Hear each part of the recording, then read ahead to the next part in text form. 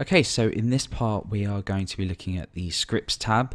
I've created a small small piece of JavaScript code that's going to allow us to demonstrate this. What we're going to be doing is we're going to be looking at this piece of code. We're going to be inspecting some of the variable values. We're going to be changing the JavaScript. We're also going to be stepping through the program as well. So we'll be able to sort of play around with the JavaScript. And it's extremely useful, as well as being able to see all the scripts on our page and search through them. So we've got the blank page here. I'm going to go ahead and right click and inspect, and I'm going to head over to the scripts tab. Now the only script that we're using at the moment is global.js. If we want to see the rest, we can go ahead and click this script navigator. You can see here that global.js is the only one.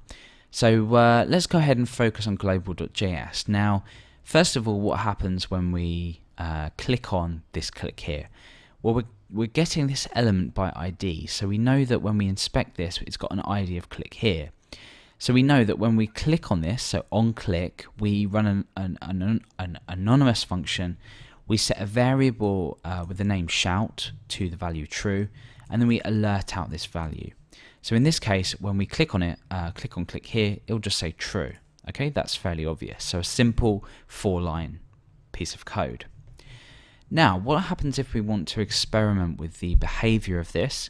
What happens if we don't know the value of a particular variable? Say we had a 300-line JavaScript code.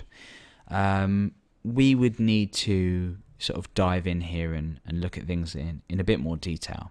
And we can also set conditions as well.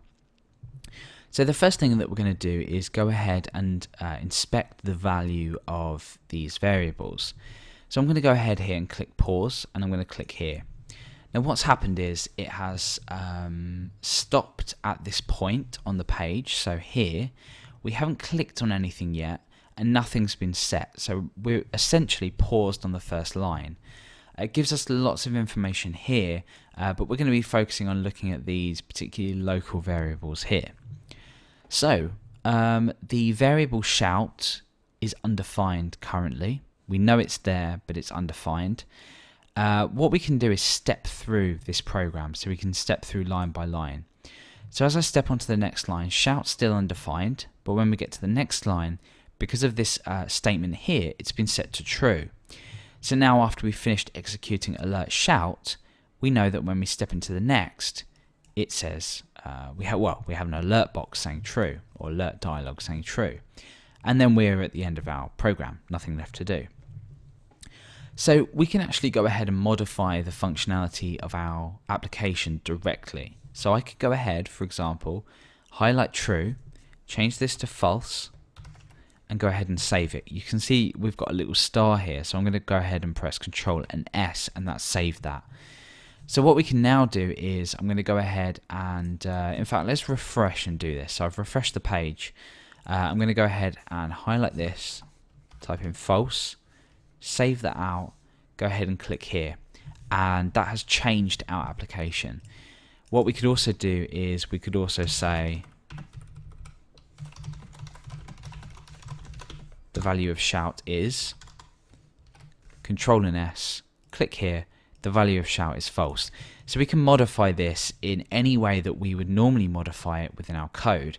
It's just, again, like the CSS modifications, the HTML modifications. It's just a lot easier than doing it in your code. And you also have the added benefit that we can go ahead and inspect the value of different variables and step through our program. So we're now going to look at the breakpoint, and we're going to add some conditions based on this. So for example, I'm going to add a breakpoint here, and I'm going to edit the breakpoint to add a condition. Now why am I doing this? Well, when you're creating a JavaScript application, you might want to go ahead and set specific conditions in here based on variable values. Again, just a lot easier than going ahead over to your code and doing this. And this is also really great for debugging as well, with different variable values and return values, things like that. So the breakpoint on line 2 will stop only if this expression is true. So I'm going to say if shout is equal to true.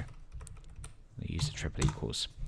So when I go ahead and click here, it has paused on this breakpoint because shout is equal to true.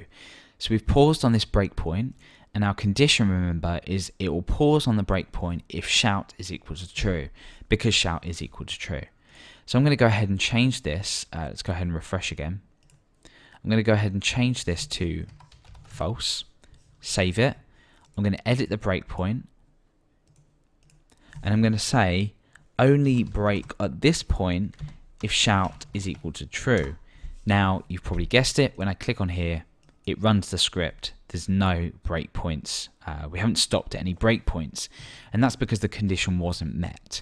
So if you're looking at your program and thinking, oh, I really wish there was an easy way to debug this with the variable values that I've got within the browser. I don't want to go ahead and add, a ton of loads of, if statements and stuff to check certain things. Go ahead and use debug within here. It's extremely straightforward. Again, it's one of them things you need to play around with to get used to, but you can go ahead and modify things, set breakpoints, set conditions for breakpoints. So that's essentially the script tab in Google Chrome Web Developer Tools.